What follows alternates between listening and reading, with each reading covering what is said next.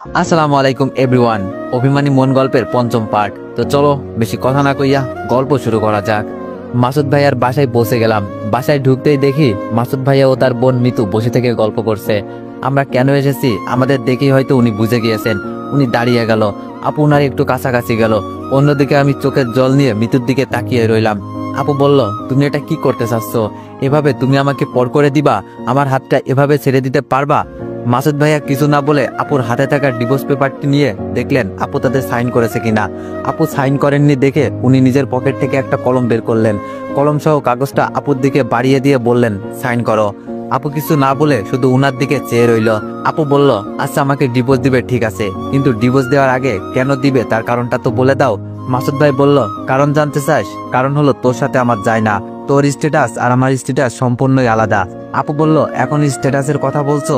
বিয়ের আগে তো আমি তোমাকে এইসব কথা বলেছি, তখন তুমি কি বলেছিলে? এত তাড়াতাড়ি ভুলে গিয়েছো সব? মাসুদ ভাই বলল, না কিছুই ভুলি নাই। তখন তো আমি পুরো আবেগে ভরপুর ছিলাম, বুঝে নাই যে তোর মতো এতিম মিসকিনের সাথে আমার সংসার হবে না।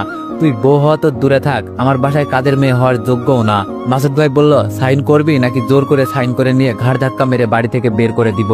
আপু বলল, প্লিজ তুমি এভাবে বলো না, আমি তোমার পায়ে পড়ি। বলে আপু ওনার পা ধরতে যাবে কি উনি একটু সরে গেলেন। আপুও সরে গিয়ে পা চেপে ধরলে আপুকে উনি একটা লাথি মেরে দিল। তো সবাই আমার ইউটিউব চ্যানেলটি সাবস্ক্রাইব করে দিবেন। ইউটিউব চ্যানেলের নাম ভয়েস অফ দীপ অফিসিয়াল। আমার আর সহ্য হলো না, আপুকে মাটি থেকে তুলে বললাম, ব্যাস অনেক হয়েছে মাসুদ সাহেব। আইন অনুযায়ী আপুর গায়ে হাত তোলার জন্য আপনারা এখন কোনো অধিকারই নেই, কেননা আপনি আপুকে ডিভোর্স দিয়েছেন। আজ যাকে লাথি মেরে কুকুরের মতো দূরে সরিয়ে দিচ্ছেন, মনে রাখবেন তার জন্যই আজও আপনার দেহে প্রাণটা রয়েছে। আপনার জন্যই সে নিজের জীবনটা দিতে বসেছিল। যে বোনকে নিয়ে আজ আপনি এত নাচছেন, মনে রাখবেন একদিন তার জন্যই আপনার মুখে চুনকালি পড়বে। আর মিতু, আজ তো তুমি খুব খুশি তাই না? তোমার মিথ্যা অভিনয়টা তোমার ভাইয়ের চোখে এমন ভাবে পটি হিসাবে লেগে গিয়েছে যা হয়তো আর কোনোদিন সরবে না। যেদিন তোমাকে তোমার স্বামী ডিভোর্স করবে সেই দিন বুঝবে একটা মেয়ে তার স্বামীর বিনা দোষে ডিভোর্স দিলে তাতে ঠিক কতটা কষ্ট হয়। নে আপু সাইন করে দে। আপু ডিভোর্স পেপার ও কলম হাতে নিয়ে বলল, না ভাই, উনাকে আমি অনেক ভালোবাসি। আপু বলল, আমি তোমাকে কোনোদিনও ডিভোর্স দিব না, ভয় পেও না। কেননা আমি তোমার সামনে এসে কখনো আর স্ত্রীর অধিকার নিয়ে দাঁড়াবো না। শুধু তোমার কাছে আমার একটাই অনুরোধ রইল, আমি যেদিন মরে যাব ওই দিন শুধু স্বামী হিসাবে তোমার পায়ে দুটোটুকু দেওয়ার জন্য আমার জানাজার নামাজে গিয়ে দাঁড়াইও। চল ভাই। আমি বললাম, মাসুদ সাহেব যাওয়ার আগে একটা কথা বলে যাচ্ছি, ওই দিন সত্যি সবটাই আপনার বোনের সাজানো নাটক ছিল। আর হ্যাঁ, একদিন এই এতিম মিসকিন আর এতিম মিসকিন থাকবে না, একদিন ঠিকই এরা নিজেদের ভাগ্যটা লিখবে।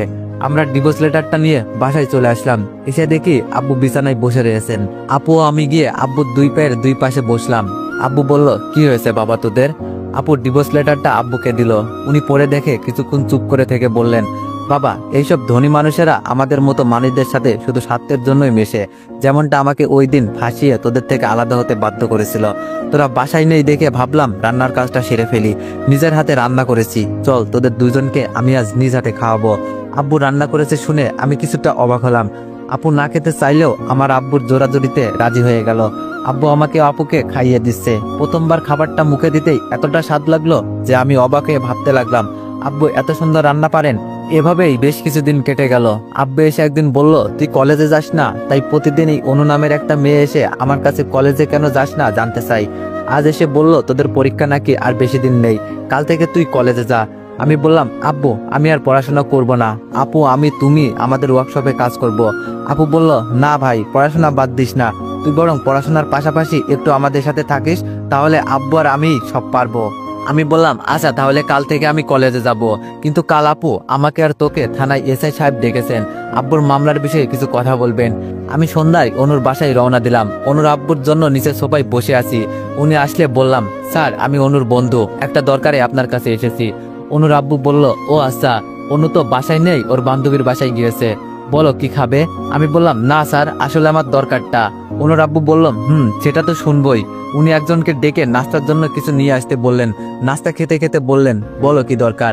আমি বললাম, আসলে অপু সহ কয়েকজন বন্ধু আমার বোনকে ইফটিজিং এর দায়ে জেলে যে কেসে আটকে আছে, আমার আপু ওই কেসটা উইথড্র করবেন। অনুর আব্বু বলল, ও আচ্ছা তাহলে কাল সকাল 9টায় তোমার আপুকে থানায় এসে একটা কাগজে সই করে দিয়ে যেতে বলো, তাইলেই হবে। আমি বললাম, আচ্ছা তাহলে যাবো থানায়। নাস্তা খেয়ে বাসা থেকে বের হয়ে রাস্তা দিয়ে বাসায় আসছি, হঠাৎ অনু আমাকে দেখে গাড়ির ব্রেক করে, গাড়ি হতে নামলো। অনু বলল, আরে আবির কোথায় হারিয়ে গিয়েছিলে তুমি? অনেকদিন ধরে কলেজে আসো না যে? আমি বললাম, এমনি যাই না। অনু বলল, এমনি মানে কি হয়েছে বলো। আমি বললাম, কিছু না, কাল থেকে আবার কলেজে যাব, এখন আমি যাই, আমার কিছু কাজ আছে। অনু বলল, ও চলো তাহলে আমি তোমাকে এগিয়ে দিয়ে আসি। আমি বললাম, না, তুমি বাসায় যাও বলে আমি চলে আসলাম। অনু গাড়ির পাশে আমার দিকে তাকিয়ে রইল। পরের দিন আপুকে থানায় নিয়ে গিয়ে একটা কাগজে সই করতে বললাম।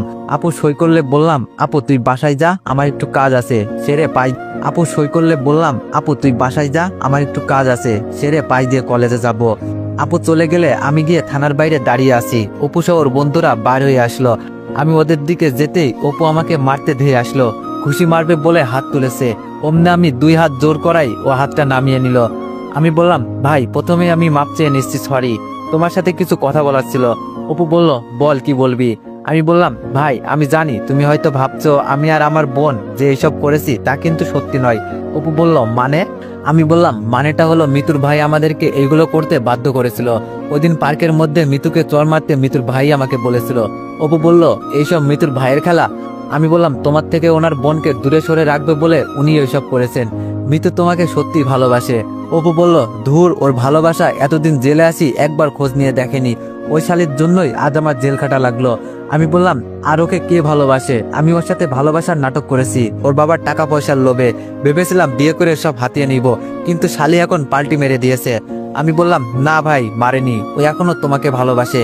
অপু বলল, ওর ভালোবাসা বার করব। আমি বললাম, ভাই এখন আমাকে মাফ করে দাও প্লিজ। অপু বলল, তোর কোনো দোষ নেই, তোর সাথে আমার কোনো শত্রুতা নেই, আমার শত্রুতা মিতু ওর ভাইয়ের সাথে। 2 ভাই বোনকে জব্দ করব মিতুকে বিয়েটা করে। আমি বললাম, আমি তাহলে এখন আসি ভাই। অপু বলল, যা, আর ভালো থাকিস। বাসায় আসলাম, একটু পর আপুর ফোন বাজলে আমি গিয়ে দেখলাম মাসুদ ভাই ফোন করেছে। আমি আস্তে করে ফোনটা কেটে দিয়ে নম্বরটা ব্লক লিস্ট করে দিলাম। আপু বলল, কে ফোন করেছিল ভাই। আমি বললাম, সিম কোম্পানি থেকে। আপু বলল, ও। আমি মনে মনে বলছি, মাসুদ ভাই নিশ্চয়ই ফোন ধরলে বলতো, লাবণ্য তুমি এটা কি করেছো, অপুর কেসটি তুমি। লাবণ্য, ভাবছি মিস্টার মাসুদ সাহেব, এবার তুই বুঝবি, অপু যখন তোর বোনকে বিয়ে করে ঘাড়ে লাথি মেরে বাসা থেকে বের করে দিবে, তখন বুঝবি বোনের ডিভোর্সটা কত কষ্টের হয়। আর মিতু, তুই আমার জীবন নিয়ে খেলেছিস, আমার আপুর সংসারটা নাটক করে ভেঙেছিস। না, এবার দেখ তোর সাথেও কি হয়, তুই বুঝবি, শুধু সময়ের অপেক্ষা। একটু পর আপু এসে জানতে চাইলো আমি কেন কলেজে না গিয়ে বাসায় এসে পড়েছি। আমি বললাম, আপু কলেজে যেতে ভালো লাগছিল না, তাই কলেজে না যেয়ে থানা থেকে একবারে বাসায় চলে আসলাম। আপু বলল, ও তাহলে কাল থেকে আবার কলেজে যাস। আর আব্বু বলেছিল আজ নাকি উনি ওয়ার্কশপে যাবেন না, আব্বু বাজারে গিয়েছেন কিছু ভালো বাজার করতে। উনি বাজার থেকে আসলে আজকে আমরা একসাথে রান্না করে খেয়ে বসে থেকে অনেক গল্প করব। আব্বু বাজার নিয়ে আসলে আপু রান্না সেরে ফেলেন। খাওয়া দাওয়া শেষে বসলাম গল্প করতে। আব্বু আমাদের অনেক ভালো ভালো গল্প শোনালো। এক পর্যায়ে আপু বলল, ভাই আমরা আমাদের ভাগ্যটা লিখবো বলে যেই কাজটা শুরু করেছিলাম, হয়তো কিছু সমস্যা বা আমার জন্য তা অসমাপ্ত রয়ে গিয়েছে। এবার আমাদের সেই অসমাপ্ত কাজটি সমাপ্ত করতে হবে। কাল থেকে আব্বু আমি একেবারে ভালো মতো কাজে লেগে পড়বো, আর তুইও আমাদের পাশেই থাকবি পড়াশোনার পাশাপাশি। আমি বললাম, আচ্ছা আপু। আর শোন আরেকটা কথা। আপু কিছুটা গলায় জোর দিয়ে বলল, এবার আমরা আমাদের ভাগ্যটাকে লিখবই, যতই বাধা আসুক না কেন আমরা পিছু পা হব না। আপুর কথাগুলো শুনে মনে হলো আপু যেন এবার উঠে পড়ে লেগেছে। আপুর চোখে মুখে যেন আজকে অন্য কিছু ছায়া। ও মনে হয় মাসুদ ভাইয়া সব কথাগুলো মুখ বুঝে সহ্য করেছে, শুধু সময় হলে তার উচিত জবাবটা দেওয়ার জন্য। গল্প শেষ হলো। আমি এসে আজ একটু পড়ার টেবিলে পড়াশোনার জন্য বসলাম। পড়া শেষ করে শুয়ে শুয়ে ভাবছি, আপু ঠিকই বলেছে, এবার আমাদের ভাগ্যটা লিখতেই হবে, ভাঙতে হবে মিতু ও তার ভাইয়ের অহংকার। মিতুকে উচিত শিক্ষাটা আপুই দিবে, আমি শুধু আপুকে নিয়মিত উস্কানিটা মেরে যাব। ভাবতে ভাবতে কখন যেন ঘুমিয়ে পড়লাম। সকালে উঠে ফ্রেশ হয়ে খাওয়া দাওয়া শেষ করলাম। আপু আব্বুর সাথে ওয়ার্কশপে গেলাম। গিয়ে দেখি আজ আপু সবাইকে বেশ কিছু কথা বলছে। ও যেন চাইছে সব কর্মীরা কাজ করার জন্য একেবারে জেগে উঠুক, সবাই যেন সবার সর্বোচ্চটা দিক। একটু পর আপুর সাথে আমিও যোগ দিলাম। সবাই আমাদের যথেষ্ট আশ্বাস দিলেন। আপু আমায় এবার কলেজে যেতে বললেন। আমি বাসায় এসে একটু রেডি হয়ে কলেজের উদ্দেশ্যে রওনা দিলাম। হঠাৎ বুঝলাম পেছন থেকে কে যেন বারবার বাইকের হর্ন বাজাচ্ছে। ঘুরে তাকাতেই দেখি অপু। অপু বলল, কি রে আবির, কলেজে যাচ্ছিস নাকি? আমি বললাম, কলেজে যাচ্ছি। অপু বলল, তা অনেকদিন পর কলেজে যাচ্ছিস যে, আয় ওঠ পিছনে, আমিও কলেজে যাচ্ছি। অপুর বাইকের পিছনে উঠতে যদিও আমার ভয় করছিল, কিন্তু ওর চোখ মুখ দেখে বুঝলাম ওর কোনো বাজে উদ্দেশ্য বা আমার উপর কোনো রাগ নেই। তাই ওর বাইকের পিছনে উঠে পড়লাম। ও বাইক চালাচ্ছে আর গান বলছে, ওর সাথে আমাকেও গাইতে বলছে, কিন্তু আমি না গিয়ে ওকে উৎসাহ দিয়ে যাচ্ছি। আর ভাবছি আজকে অপুর সাথে কলেজে ঢুকলে আর কেউ না হোক মিতু নিশ্চয়ই অবাক হয়ে যাবে। যাক, ভালোই হবে, তাহলে মিতু চাইবে অপুকে আমার থেকে আলাদা করতে। কলেজে পৌঁছে গেলাম। আমি বাইক থেকে নেমে ক্লাসের দিকে যেতে অপু বলল, আবির দাঁড়া, আমিও তো ক্লাসে যাব। আমি দাঁড়িয়ে গেলাম। পরে দুইজন একসাথে ক্লাসে যেতেই 2 তলায় খেয়াল করে দেখলাম অনু আর মিতু দাঁড়িয়ে রয়েছে। সিঁড়ি বেয়ে 2 তলায় উঠে উপরে চোখ যেতেই দেখি সিঁড়ির শেষ মাথায় মিতু দাঁড়িয়ে রয়েছে। আমরা 2 তলায় পৌঁছে গেলে মিতু অপুকে উদ্দেশ্য করে বলল, তুমি এত নিচ হয়ে গিয়েছো যে আমার বিয়ে হয়ে এতিম ছোট লোকের বাচ্চাটার সাথে কলেজে আসলে, আবার একসাথে ক্লাসে যাচ্ছ। অপু বলল, আমি কার সাথে কি করব সেটা কি তুমি ঠিক করে দিবে নাকি? আমি বললাম, অপু থাক, আমি যাই রে। পাশ কাটিয়ে চলে যেতে অপু আমাকে দাঁড়িয়ে যেতে বলল। আমি অপুর কথা না শুনে ক্লাসে চলে গেলাম। ক্লাসে এসে বসে আছি। একটু পর মিতু ও অপু ক্লাসে ঢুকে দুইজন দুই জায়গায় গিয়ে বসলো। বুঝেছি অপু আর মিতুর ভিতরে ঝগড়া হয়েছে। এবার অনু আসলে মিতুকে আমি একটু তেলে আগুনে জ্বলাবো। অনু এসে আমার পাশে বসলো। আজ আমি অনুর অনেক কাছাকাছি গিয়ে বসলাম। বসে শুরু করে দিলাম গল্প। কেউ বলবে না আমরা ফ্রেন্ড, এমন আচরণ করছি যে আমরা যেন গার্লফ্রেন্ড বয়ফ্রেন্ড। খেয়াল করে দেখছি মিতু মনে হয় আমাদের এইভাবে দেখে তেলে আগুনে জ্বলে যাচ্ছে। একটু পর ও অপুর পাশে গিয়ে বসলো এবং অপুর সাথে গল্প করতে লাগলো। যাক, তাহলে থিওরিটিটা কাজে লেগেছে। মনে মনে আমার কিছুটা হাসি পেল। মিতু, তুই খাল কেটে কুমির ডেকে আনতে বসেছিস, আর আমিও তোকে সেই কাজটা করতে উৎসাহ করে যাব। স্যার আসলো এবং ক্লাস শুরু হয়ে গেল। ক্লাস শেষে বাসায় আসবো বলে অনুর সাথে কলেজের মাঠে গিয়ে হেঁটে আসছি। অনু বলল আমায় বাসায় অবধি এগিয়ে দিবে। অনু গাড়ি নিয়ে আসলে ওর গাড়িতে বসে বাসায় আসছি আর দুইজন গল্প করছি। জানালা দিয়ে তাকাতেই দেখি মিতু অপুর বাইকের পেছনে বসে আছে। অপুর বাইক গাড়ির পাশাপাশি আসলে মিতু যেন আমার দিকে তাকিয়ে বলতে চাইছে, তুই কি একাই পারিস নাকি দেখাতে, এই দেখ আমিও পারি কিনা। ওরা চলে গেল। অন্য আমার বাসা অবধি এগিয়ে দিয়ে চলে গেল। বাসায় এসে দেখি আপু আব্বু বাসায় ফেরে নাই। দুপুরের খাবারটা খেয়ে আপু আব্বুর জন্য খাবার নিয়ে ছুটলাম ওয়ার্কশপে। গিয়ে দেখি আপু আর আব্বু আজ কর্মীদের সাথে কাজে নেমে পড়েছে। আমি কিছুটা অবাক হয়ে গেলাম। দুপুর পেরিয়ে যাচ্ছে, এখনো খাওয়া দাওয়ার কোনো খোঁজ খবর নেই, অথচ এভাবেই কাজ করেই যাচ্ছে। আব্বু আপুকে ডেকে খেয়ে নিতে বললাম, আর আমি সবকিছু ঘুরে ঘুরে দেখলাম বেশ ভালোই কাজ হয়েছে। আপু আব্বুর খাওয়া দাওয়া শেষ হয়ে গেলে আমি সহ আবার 3 জন মিলে কাজে নেমে পড়লাম। কাজ শেষে সবাই বাসায় ফিরলাম। তাই আপু আর আব্বু অনেক ক্লান্ত, তাই আজকে রান্নাটা আমি সেরে ফেললাম। রাতে খেতে বসলে আপু বলল, এভাবে যদি প্রতিদিন কাজ হয় তাহলে খুব বেশি দিন লাগবে না আমাদের ছোট্ট ওয়ার্কশপটা বড় করতে।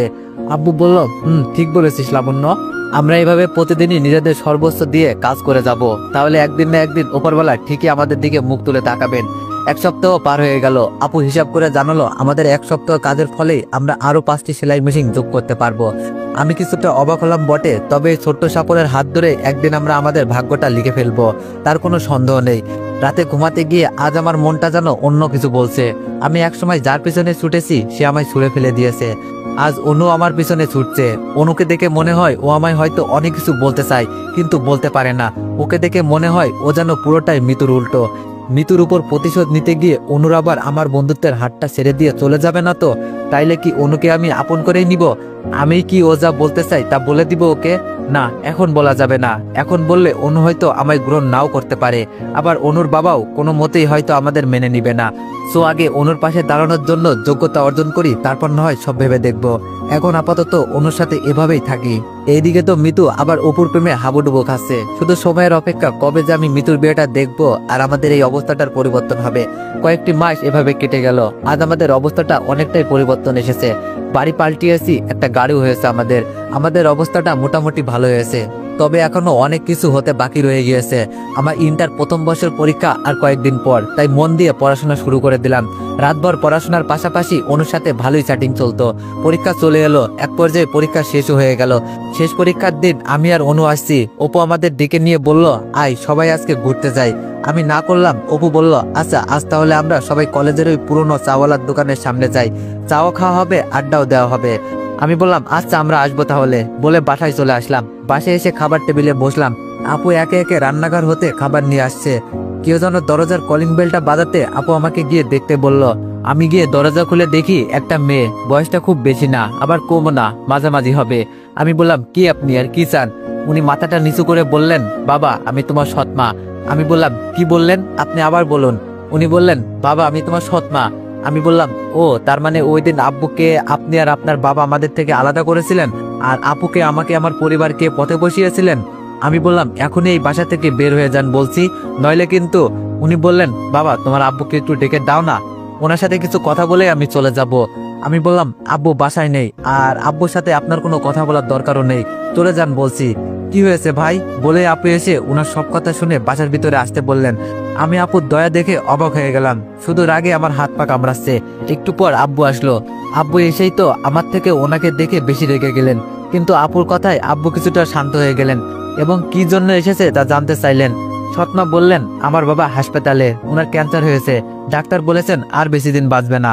বাবার শেষ ইচ্ছা তোমাকে দেখার, তোমার কাছে ক্ষমা চাওয়ার, প্লিজ আমার সাথে চলো তুমি।